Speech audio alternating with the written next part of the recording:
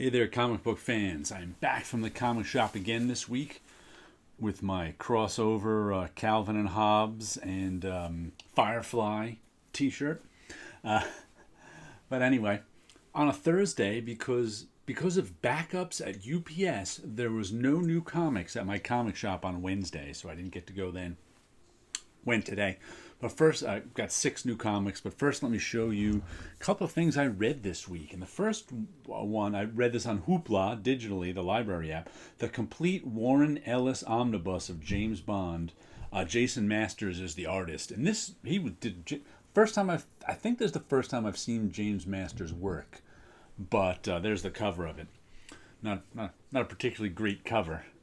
But really good stuff. I was surprised. I'm a Warren Ellis fan, but I've kind of always liked Warren Ellis's indie work, and that was really well done. Really enjoyed that. I mean, like I said, I borrowed it from the library on the Hoopla, the library app. And the other thing I read or reread was Jupiter's Legacy. I think there's 10 issues here, volumes 1 and 5. I've been watching the show on Netflix. And it really made me want to reread Jupiter's Legacy because the comic is a lot more exciting than the show. The show is very slow moving. They even just canceled the show. There's not going to be a second season. And I saw they've stretched out. I think I finished watching episode 6 of the show. And that was like the first 2 issues of the comic. It's just so... The comic is like... I think 10 issues took me about an hour to read. It's a very fast-moving superhero story, really well done. Mark Miller and Frank Quitely. So I reread that. That was good. 2 good things this week: Jupiter's Legacy and the complete Warren Ellis omnibus. James Masters on the artwork. I don't know why he doesn't get his name in the title. Well, I know why, because Warren Ellis is the name among them. But he did the art is really nice in it. Now let's take a look at the comic. My comic cover of the week that I have my top of my printer museum slot. I've been looking at this one. I just kind of wanted a Swamp Thing, so I pulled this out randomly. And this is one of my favorite... It's not one of my favorite Swamp Thing covers, but it's one of my favorite Swamp Thing stories. I saw a tweet someone sent out about what scenes from comics or something live on in your head. And this is one of them in here. When the Swamp Thing turns around and says to Arcane, "You should not have come here." That's one of the scenes that lives on in my head. But Bissett and Totalbin, who did this cover? Bissett and Totalbin. December 1984. Great. Alan Moore, Bissett and Totalbin. Great issue. I'm glad I even pulled this one out and reread it this week. I don't usually do that with the covers I have on top of my printer. I usually just look at the cover, but I had to pull this one out and reread it. All right, then we've got comic shop news. Oh, really nice cut. The Department of Truth. I've been meaning to check out the Department of Truth, but I really like that colorful color. That's pretty cool. Bigfoot is the sole focus of the Department of Truth arc. I've seen some people collecting Department of Truth on YouTube, but I've never really checked it out. I'm not even 100% sure what it's about. Maybe I'll see if Hoopla, the library app, has some of it.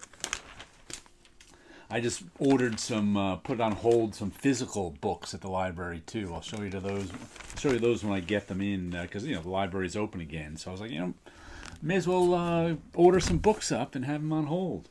All right, let's get to the comics. The first one is Tankers #2.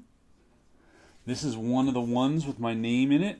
My name's in the production credit back here somewhere. But I liked Tankers #1. I'm sure I'll enjoy it. It's Gundams versus dinosaurs. With one of the goofiest plots the plot cracks me up. Oil company wants more oil. So they invented a time machine so they can go back in time and stop the comet from hitting the Earth and wiping out the dinosaurs. They figure that'll give them 100 million more years of dinosaurs, which will give them more oil.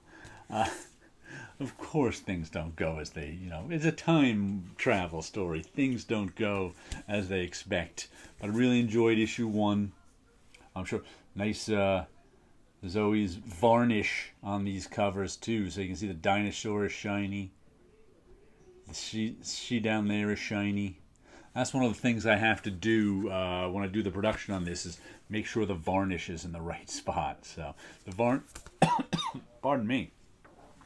So if the varnish isn't in the right spot, it's my bad. Then we've got Terry Moore serial number 2. It's Terry Moore. It's always good. Black and white. Terry Moore's How to Draw expanded edition. I guess you can get yourself that too. But I buy everything Terry Moore does.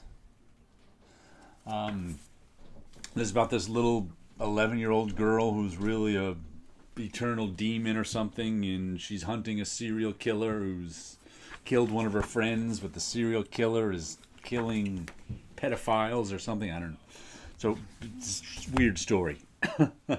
We'll see how it goes. Excuse me, I need to grab my water so I don't choke on my words. There we go. Stay. Don't fall down. Now here's a strange one I got next. I got North Force number 0 and Savage Dragon 259, which are almost the same comic.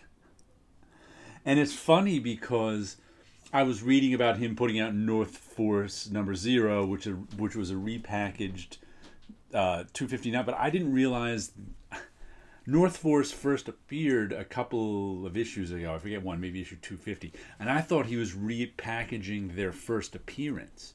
But no, I think he's repackaging this issue as the... But it's not exactly the same. I think, let's see.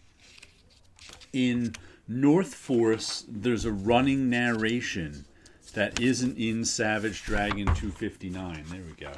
So if you look at that see that yellow box down the bottom? That isn't in this issue. So there's, let's look at another page. So is it just down the bottom?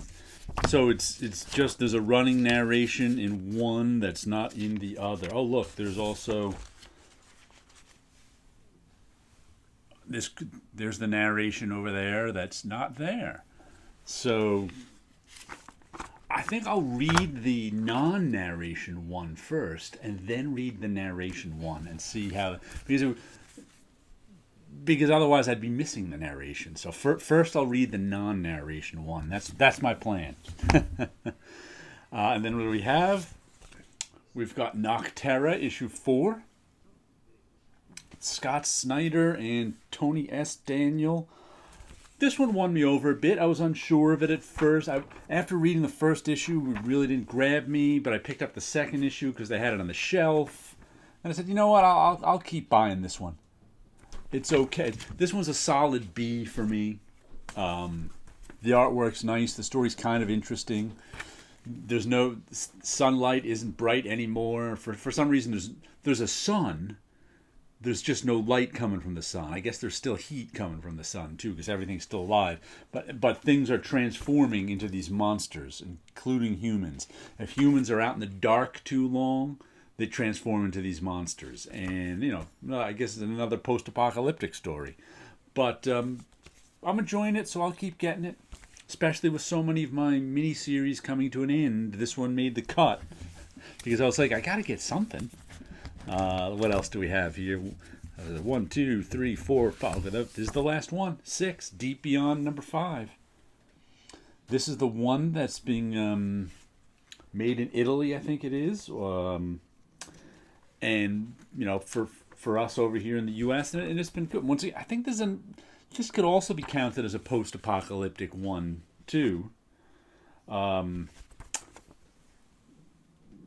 it could be. It's kind of sci-fi, post-apocalypse. The apocalypse really doesn't matter in this one. What matters is that it's not our world and things happen and now everybody lives a different way. And I think they were trying to figure out what caused all the trouble in this, which I think has something to do with down at the bottom of the ocean. It looks like we have aliens in this one. some gate they found with some aliens. So I think it looks like we'll be getting answers to what's been going on in this world in this issue. All right, now let me show you a little bit of artwork. You can see this one underway because I just started this one today. There's a lot more to do on it, but there's some big, thick black lines for you. But here's a couple of dreams of things that I did. This is issue 113. These kind of have similar layouts with a face with stuff coming out of the head. This one I inked this week. Kind of like that one. Is he thinking those thoughts? Are they coming out of his head? And this one I colored this week. It's kind of got a similar, though the face is shoved down, there's stuff coming out of her head and a picture up here. Is that a TV screen? Looks like it's got tape on the edges. Maybe it's a photograph that's pinned up there. But I don't. And the first thing I did in this was give her a striped face. That was like, I don't know why that jumped. Usually I don't ever do striped faces like that, but for some reason the very first thing I did was I have to give her a striped face. Dreams of Things 110. A couple of dreamy pages. Let's see them side by side. Yeah, they've got similar compositions. This one's, or actually, yeah, similar imagery, similar compositions. Not quite the same, but similar in that. And now we got to finish working on that one. Got some comics, got some artwork, and you guys have a good week out there.